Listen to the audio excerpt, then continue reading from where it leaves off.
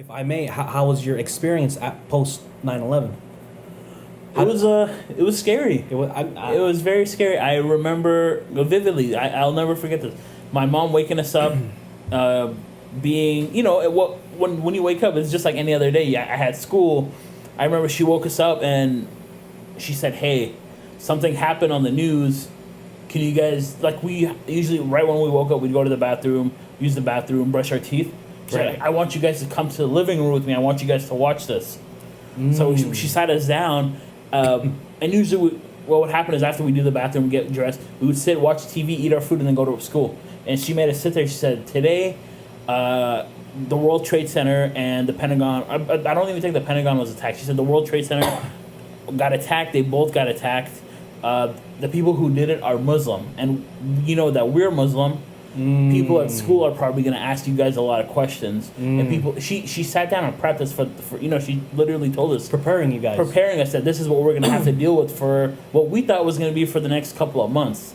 But it went for years, huh? It went for years, but the thing was that what my mom told me was very, I don't want to say it was damaging, but it made me paranoid, or it fed into my paranoia growing up, which is what she said about people hating Muslims, and then saying if someone asks you what you are, or someone starts talking to you about religion, you tell them you're Latin, you tell them you're Hispanic. Because I still do, but back then I look like a little Mexican kid, bro. Yeah. I'm not gonna lie, I look like I was from El Salvador. Yeah. When I first saw you, I thought, is he Latino? I was always like, when I'd go to, because we grew up with a lot of Latin people, they'd start the conversation off in Spanish with me, and then I'd be like, "Sorry, I'm a gringo, I don't know your language."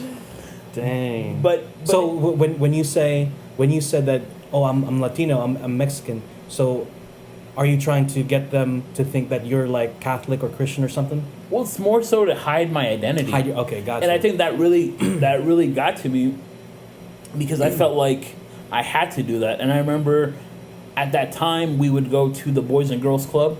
You know what that is? It's like Like an after school program. after school. Okay. But basically, You can hang out there and you stuff. you do your homework, you hang out. Yeah. But people start asking me what I am, and I'd start Dang. freaking out. And that just, imagine being 8 and having to hide your whole identity. Yeah. You know what I mean? It's not fun, and that's still stuck to me. And I'm still to this day like, do I tell them what I am? I just put I'm white on the little forms. You know what I mean? How about like today? Are you able to say, like, if some random dude or like from your work or something or at school, if someone said, "Oh, what are you?" Would you go right away? "Oh, I'm a Muslim," It's still weird to me. or would No, you, it's still weird it's to me. still weird. It's still like, even when I tell him, like, oh, he's going to make a little Al Qaeda joke or something, I like mentally prepare for that. Yeah, okay. Not that I care. It doesn't get to me. Yeah. It doesn't get to me. It's just that I've been preconditioned to think about that. Yeah. So since that's, you were a kid. Since I was a kid. Yeah. I don't care about the jokes. I'll clap right back, you know? Yeah. But it is what it is. And it's kind of weird because I'm aware of it. I remember one time at the Boys and Girls Club. It was right before I was gonna leave. It's like 6 or 6:30, whatever the time was.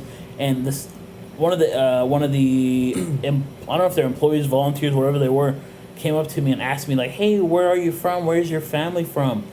And I started stuttering. I didn't know what to say, and I told her I don't know. And I said I don't know. I said I don't know where my family's from. And she said, "Oh, okay." And like, she's like, "You're sure? Like, you don't know?" I was like, "Yeah, I don't know."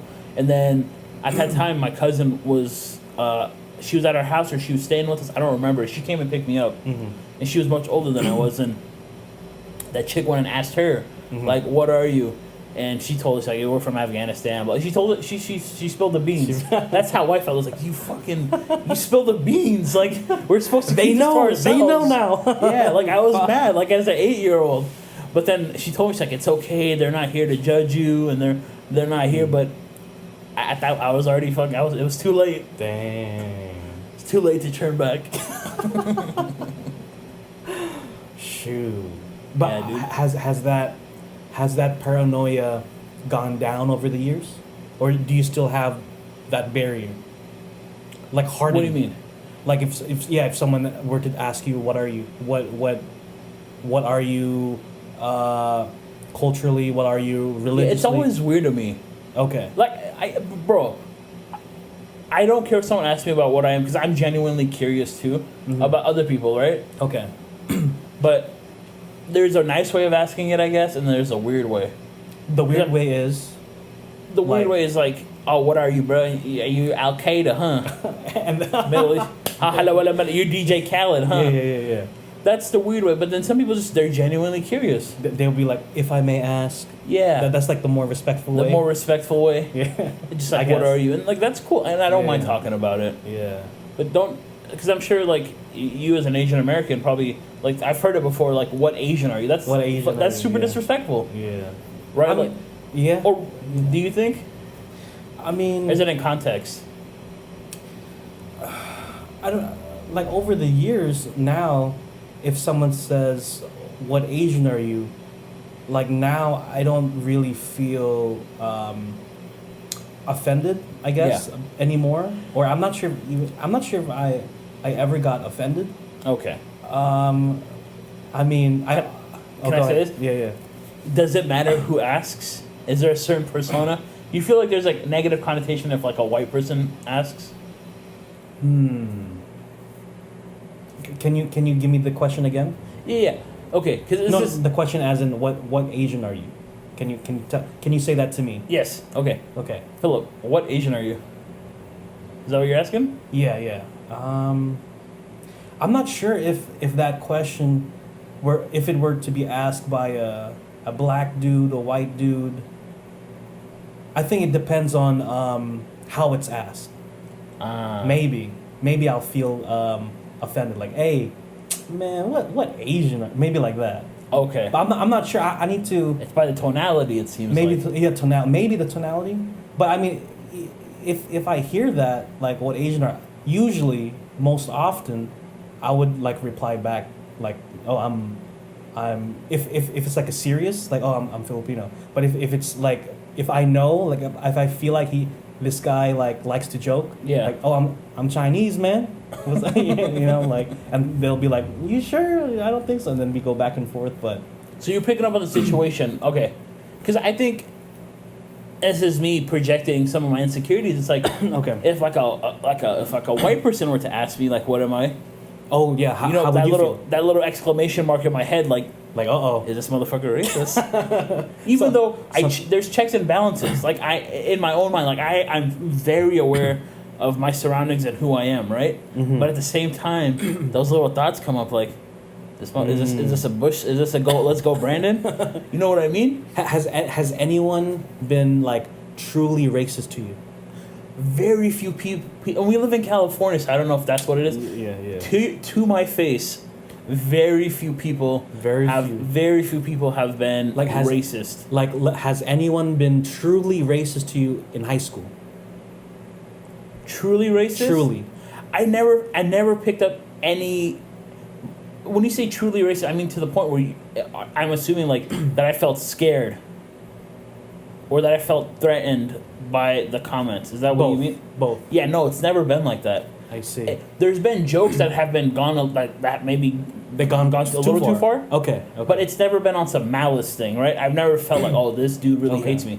But do you remember there is this like super duper big white guy? He was like 6 foot something. He was like 600 pounds in high school. In high school, you guys used to hang out with him sometimes. Yeah. That dude was like the closest person who might have said anything racist, but I never felt like it was coming from a place of true racism. Okay. Yeah. You maybe. What do you think it came from? Like, he's trying to be funny.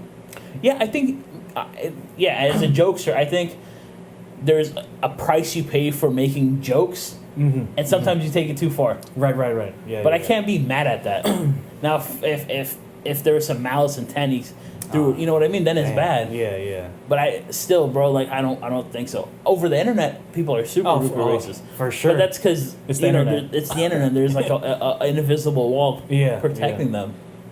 Did you feel any malice intent or whatever back in middle school or even younger? No, never. You know the funny thing is, the war now obviously is over. But like from 2001 up until 2016, I felt nothing. Okay. Right? Okay. And then Trump comes into presidency. Right. 2016 to 2020. To 2020. Did you feel? Yes, there was this resurgence of racism, right? And I don't know if it was because it's because of him or because he he gave a platform or a voice to that voiceless, you know what I mean, to that crowd.